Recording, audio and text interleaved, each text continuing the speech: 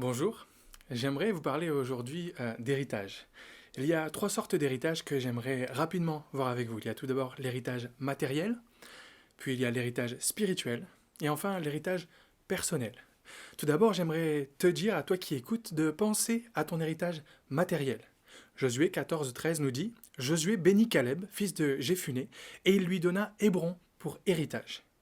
En vieillissant, avec le temps qui passe, il est tout à fait normal de penser à l'héritage que l'on veut laisser à ses enfants et à sa descendance. On peut y penser pendant longtemps, on peut veiller à donner le maximum afin de donner une somme importante. On peut des fois laisser un terrain, on peut laisser une propriété à ses descendants afin que le fruit de toute notre vie puisse aider ceux que l'on aime et aider ses proches que l'on laisse. Il existe pour cela des contrats d'assurance, des plans, des comptes que l'on peut mettre en place sur lesquels on peut cotiser petit à petit. Et c'est très bien et je ne vois absolument aucune incompatibilité à cela avec les Écritures et je veux nous encourager à penser à notre héritage matériel. Mais j'aimerais surtout t'encourager à préparer ton héritage spirituel.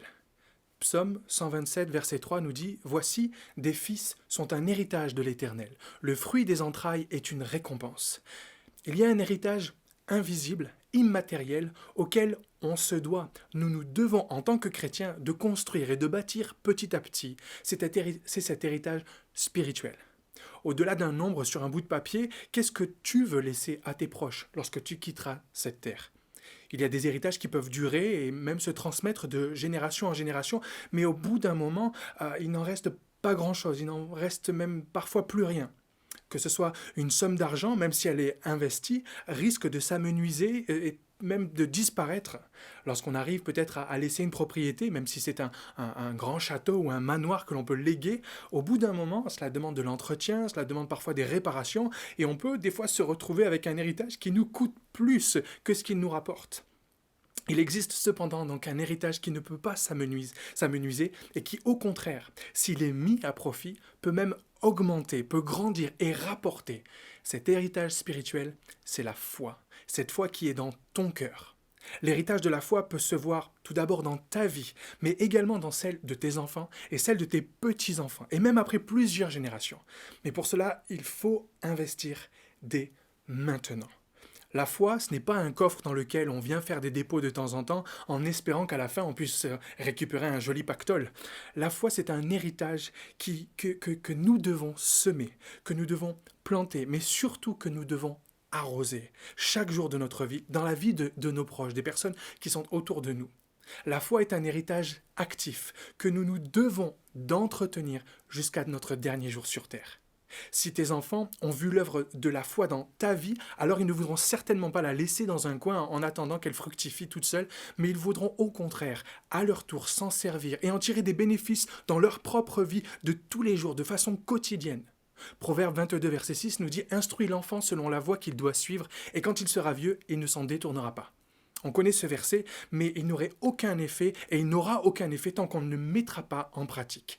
Il nous faut distiller la foi, et il nous faut semer la foi, il nous faut planter la foi, et il nous faut surtout arroser la foi dans le cœur de nos enfants, dans le cœur de nos jeunes enfants.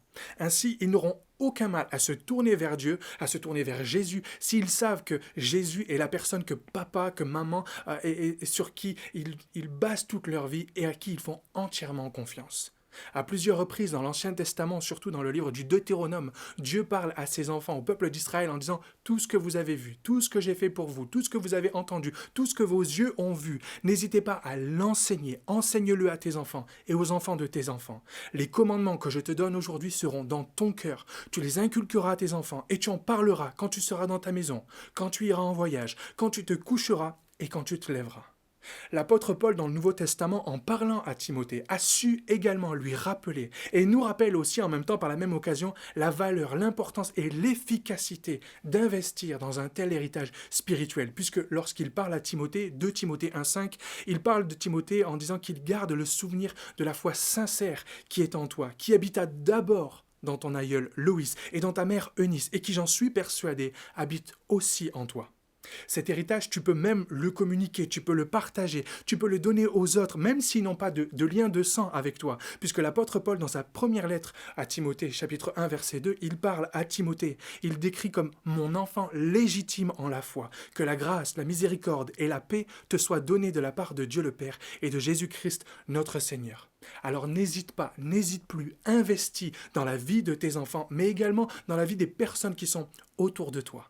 Et il y a un troisième héritage dont j'aimerais parler, et j'aimerais te demander de profiter de ton héritage personnel. Dieu aussi, en tant que bon Père céleste, nous prépare un héritage avec lui au ciel. Nous ne sommes que de passage sur cette terre, et même s'il est normal, même s'il est même bon de vouloir faire de notre mieux ici-bas, notre patrie n'est pas sur cette terre, mais elle est au ciel.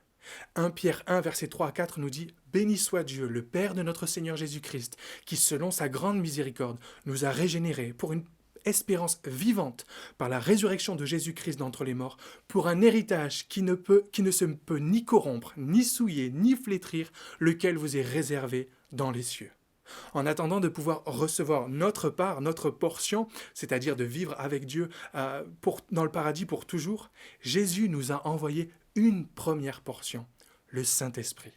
Éphésiens 1, verset 13-14, il nous dit « Le Saint-Esprit qui avait été promis, lequel est un gage de notre héritage. » Le Saint-Esprit a été envoyé et nous a été donné pour pouvoir avoir et expérimenter un avant-goût du ciel. Puisque dans Romains 8, 23, il nous dit « Nous aussi qui avons les prémices de l'Esprit, nous aussi nous soupirons en nous-mêmes en attendant l'adoption, la rédemption de notre corps. » Et enfin un dernier passage dans 2 Corinthiens 5, 5, on nous parle de celui qui nous a formés pour cette vie éternelle, c'est Dieu, qui nous a donné les arts de l'Esprit. Alors, pense à ton héritage matériel, prépare ton héritage spirituel, mais profite de ton héritage personnel avec cette relation, cette communion que tu peux avoir avec le Saint-Esprit. Que Dieu vous bénisse.